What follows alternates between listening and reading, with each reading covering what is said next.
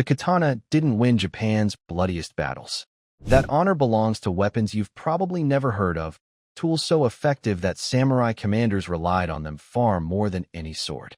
While Hollywood loves showing elegant sword duels, the reality of feudal warfare was brutally different. Spears, clubs, and bows decided the fate of armies, and understanding these weapons reveals how battles were actually fought when survival mattered more than ceremony. Before we dive into these weapons, you need to know something that changes the entire picture. Samurai trained in archery from childhood, years before they ever touched a blade. The bow was their primary weapon, not the sword. When armies clashed on open fields, it was coordinated formations of spearmen that broke enemy lines, not individual swordsmen.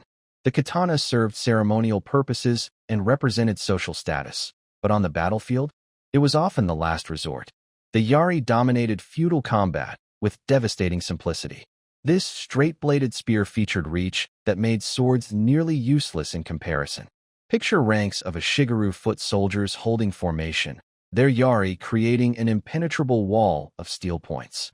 Cavalry charges, the most feared tactic of medieval warfare, crumbled against coordinated spear formations. The weapon's design was brutally practical, with variants like the Jumanji Yari sporting cross-shaped blades specifically engineered to hook riders off horseback. Mass production was cheap, training was relatively straightforward, and effectiveness was undeniable. While artists romanticized sword duels and woodblock prints, it was the Yari that actually decided who lived and who died when thousands of warriors collided. But reach alone wasn't always enough. Enter the naginata, a weapon that combined spear distance with sword-cutting power through a curved blade mounted on a 2-meter shaft. During the Mongol invasions of 1274 and 1281, this weapon proved essential for Japanese defenders facing overwhelming numbers. The blade section alone measured 30 to 60 centimeters, crafted with the same folded steel techniques used for katana. What made the naginata particularly devastating was its versatility. Sweeping strikes could disable multiple opponents simultaneously, while the extended reach kept enemies at bay. Warrior monks defending Buddhist temples wielded these weapons with legendary skill, and here's something that might surprise you. The naginata became the iconic weapon of female samurai warriors, the onimusha. Women of noble birth trained extensively in naginata jutsu, both for household defense and as a symbol of discipline and strength. At the Battle of Awazu in 1184, female warrior Tomo Guzan used a naginata to behead multiple enemies, proving its lethal effectiveness in the hands of a skilled practitioner. Yet before any of these close combat weapons came into play, battles began with a different tool entirely. The yumi, Japan's asymmetrical longbow, measured over 2 meters in length and required years of training to master properly. Samurai weren't just warriors. They were primarily mounted archers during the Heian period, from 794 to 1185.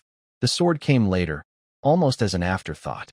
When facing the Mongol invasion force of approximately 140,000 troops in 1281, Japanese defenders relied heavily on their archery skills.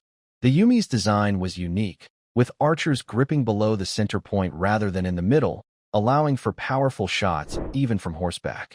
But the real sophistication showed in the arrows themselves. Specialized arrowheads called yajiri were crafted for specific battlefield roles. The kaburiya featured a whistle that created psychological warfare, terrifying enemies with its shriek.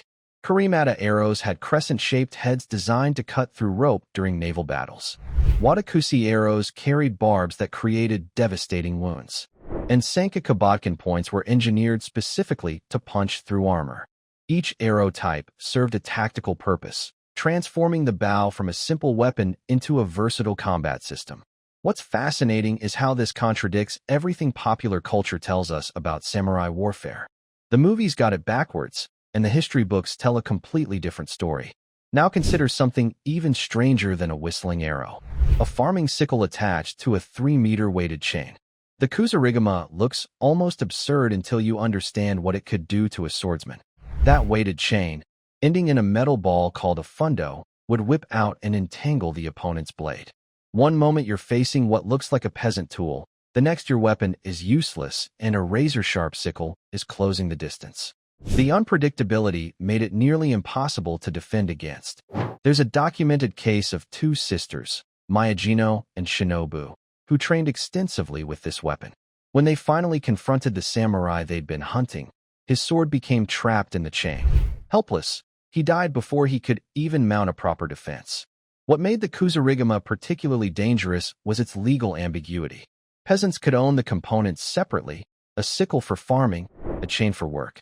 Assemble them when needed, and suddenly you've got a weapon that could defeat trained warriors.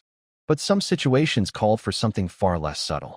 The kanabo was essentially a massive wooden club reinforced with metal studs or bands, and it required terrifying strength to wield effectively.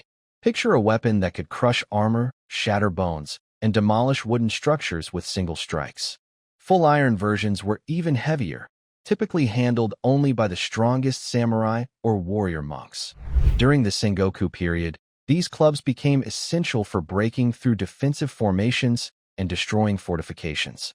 They were also used to cripple cavalry horses, bringing down mounted opponents by shattering the animal's legs. There's a famous Japanese saying that translates roughly to "giving a demon a kanabo makes it even stronger." That wasn't hyperbole. The weapon represented pure destructive force. Yet not every combat situation involved open battlefields or siege warfare. When fighting moved indoors or into tight quarters, samurai relied on the tanto. This dagger measured between 15 and 30 centimeters, designed primarily for stabbing, but capable of slashing as well. The short blade excelled at finding weak points in armor, particularly the gaps at joints and under the helmet. Samurai carried tanto alongside their katana specifically for close-quarters situations where a longer blade became a liability. Some variants, called yoroi toshi, featured particularly thick cross-sections engineered specifically for punching through armor. Before the wakizashi became standard, it was common to see samurai carrying a tachi and tanto instead. The combination provided versatility across different combat ranges. Then there's a weapon most people associate with warrior monks rather than samurai. The ono, a battle axe that could reach nearly 6 feet in length. These weren't the refined tools you might imagine. Military versions featured massive heads with convex cutting edges and reinforced construction designed for one purpose: devastating chopping power. While cultural preferences pushed samurai toward more versatile polearms, the ono served specific tactical roles. Breaking through armor that deflected other weapons, breaching fortifications during sieges, creating openings in defensive positions through sheer force. Warrior monks and a Shigeru infantry wielded these during the Sengoku period, and their effectiveness in specialized situations made them valuable despite their lack of elegance. What ties all these weapons together isn't just their lethality. It's the fact that each one solved specific tactical problems that the katana couldn't address. Reach, armor penetration, versatility across different combat scenarios. The samurai understood something fundamental. Battles weren't won by carrying the most prestigious weapon. They were won by bringing the right tool for the situation. That's the real legacy of feudal Japanese warfare. Not the romantic image of sword masters dueling at sunset, but the calculated brutality of warriors who knew exactly which weapon would keep them alive. So the next time you see a samurai film showing endless sword fights, remember what actually happened on those battlefields. Yari formations breaking cavalry charges. Naginata sweeps cutting through multiple enemies. Yumi volleys darkening the sky before armies even met. Kusarigama entangling blades from impossible angles. Kanabo crushing through what armor was supposed to protect. These weapons shaped Japan's history far more than any katana ever did. The sword was a symbol, a mark of status, a last resort. But when survival hung in the balance, when thousands of warriors collided and the ground turned to mud and blood, it was these other tools that determined who walked away. That's the reality behind the legend, and it's far more interesting than anything Hollywood invented.